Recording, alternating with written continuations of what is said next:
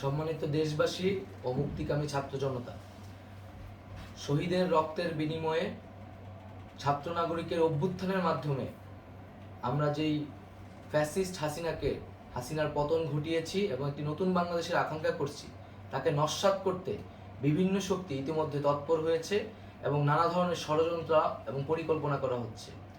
আমরা মুক্তিকামী ছাত্র জনতার পক্ষ থেকে স্পষ্টভাবে বলতে চাচ্ছি যে এই বাংলাদেশকে ফ্যাসিবাদী রেজিম থেকে মুক্ত করার জন্য এবং একটি নতুন বাংলাদেশ, জনগণের বাংলাদেশ প্রতিষ্ঠার জন্য সকল ধরনের ষড়যন্ত্রকে নস্যাৎ করার জন্য, প্রতিহত করার জন্য বাংলাদেশের ছাত্র জনতা কিন্তু সদা প্রস্তুত রয়েছে।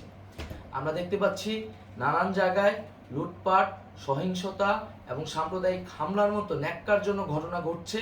আমরা এর তীব্র নিন্দা জানাচ্ছি এবং আমরা মুক্তিকামী ছাত্র জনতার প্রতি আহ্বান জানাচ্ছি যে এই ধরনের ঘটনাকে প্রতিহত করার জন্য আমাদেরকে প্রস্তুত থাকতে হবে, আমাদেরকে দায়িত্ব নিতে হবে।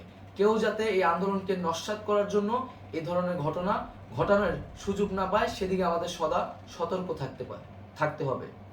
আমরা আরও দেখতে পাচ্ছি যে রাষ্ট্রপতি গতকাল বলেছিলেন যে অনতিবিলম্বে তিনি জাতীয় সংসদ বিলুপ্ত করবেন, কিন্তু আমরা এখনো দেখছি যে একটি অভ্যুত্থানের পরেও এই ফ্যাসিস্ট হাসিনার জাতীয় সংসদ রয়ে গেছে।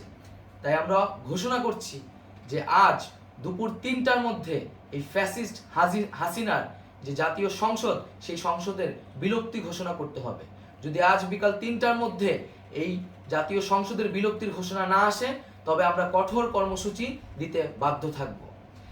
এছাড়া বন্ধুগণ, সবার জন্য আমরা জানাচ্ছি যে আমাদের যে অন্তর্বর্তীকালীন সরকারের কথা আমরা বলেছি, সেই সরকারের প্রধান উপদেষ্টার নাম আমরা ইতিমধ্যে ঘোষণা করেছি এবং এই সরকারের অন্যান্য উপদেষ্টা সহ সামগ্রিক রূপরেখা আমাদের প্রস্তুত রয়েছে।